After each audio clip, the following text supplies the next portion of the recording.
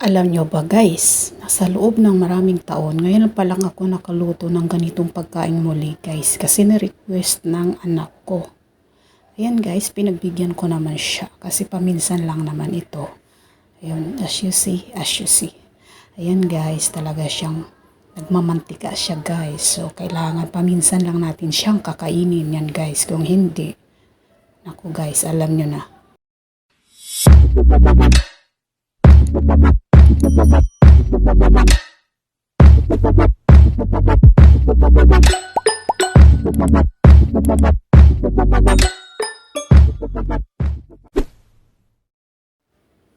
So, gagawin na natin siya guys. Hindi ko na isa-isahin guys. Basta, alam nyo guys, yung mga nakalipas na taon sa buhay ko guys. Ayan guys, mamula-mula pa yung pisngi ko kasi bata pa yun. Ayan, kasi pula ng pisngi ng baboy na yan guys. So, ayan guys, hindi naman siya yan regla guys. At sweetie lang yun siya. Pumatak doon sa may kasirola. Yan. Kasi guys, ayan na naman tayo. Guys na naman tayo ng guys. Kaya tayo nababash na guys daw yung mga ingredients ng aking mga niluluto guys. Ayan guys. So nilagyan ko siya ng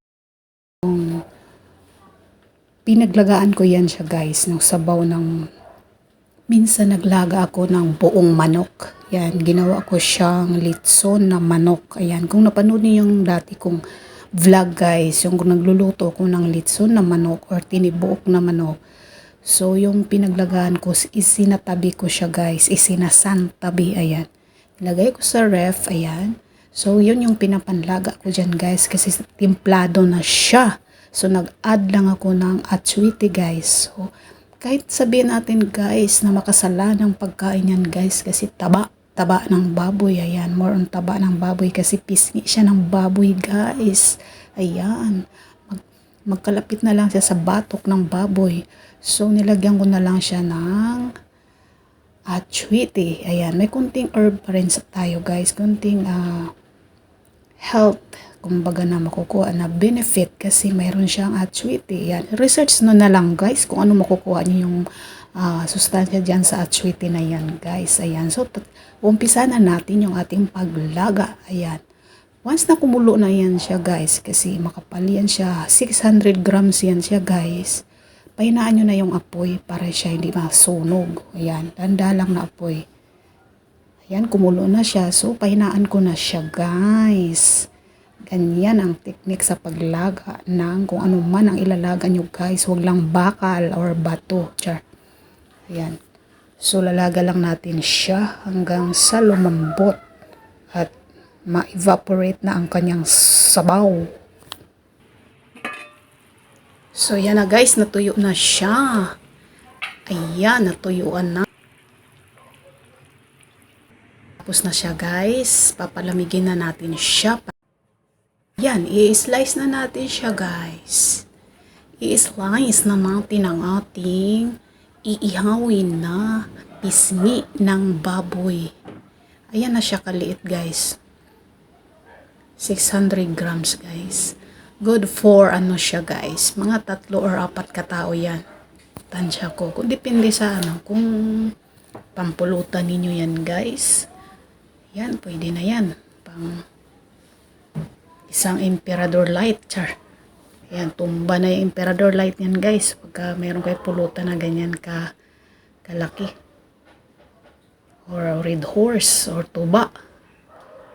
Ayan. So sa amin naman dito guys, hindi naman kami mangiinom or mangtagtagay. Ayan. Yung ulam talaga yan nila guys ng aking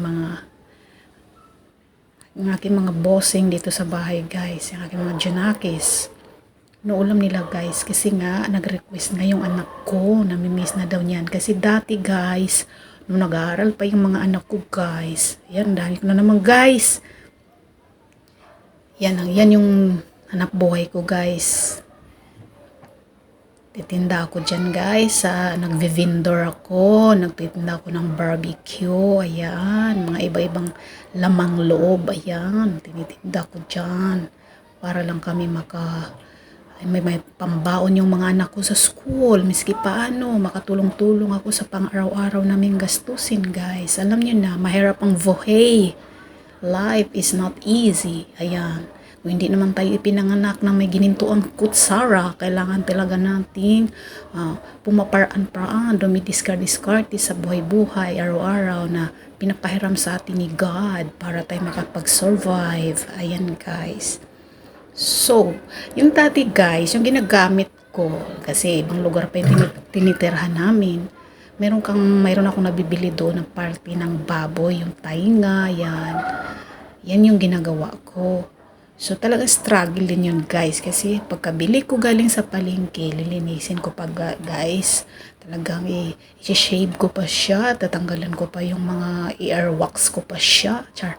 Ayan. Yan kasi pisngi na. So, tapos kagandahan, malinis na siya guys. Hindi burara yung nagtitinda guys. Nilinis na nila. So, hugas-hugas na lang ang aking ginagawa pagdating sa bahay bago siya ilaga at saka naging ganyan. So, yan na siya guys. Kailangan ko siyang ilapit sa camera para makita-kita naman nyo guys kung ano itsura niyan.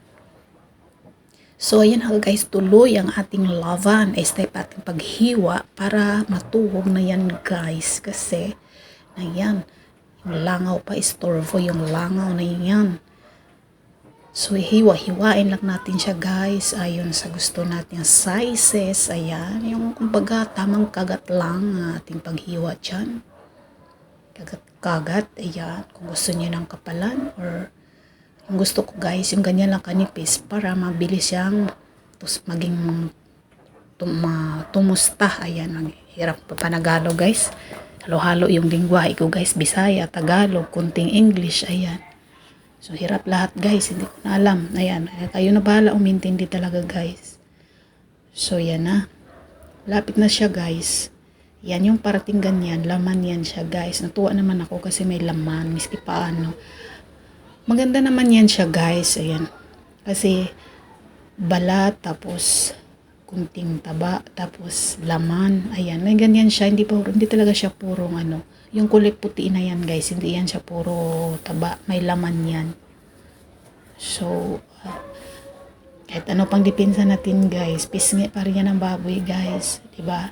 Hindi siya masasabing puro laman talaga. So, kailangan pa minsan-minsan lang natin kainin, pagbigyan na natin yung self natin guys, kasi minsan lang tayong mabuhay sa mundong ito, diba? Mamatay na lang din naman tayo, kailangan natin kumain pa minsan-minsan ng makasalanan, char. Ayan, yung medyo mamantika ang ibig ko sabihin guys. Kasi sabi nga nila, ayan, nakaka-high blood yan, hindi siya healthy, ayan. So, ayan guys. Panoorin nyo na lang. Kasi napagod na ako mag voice over.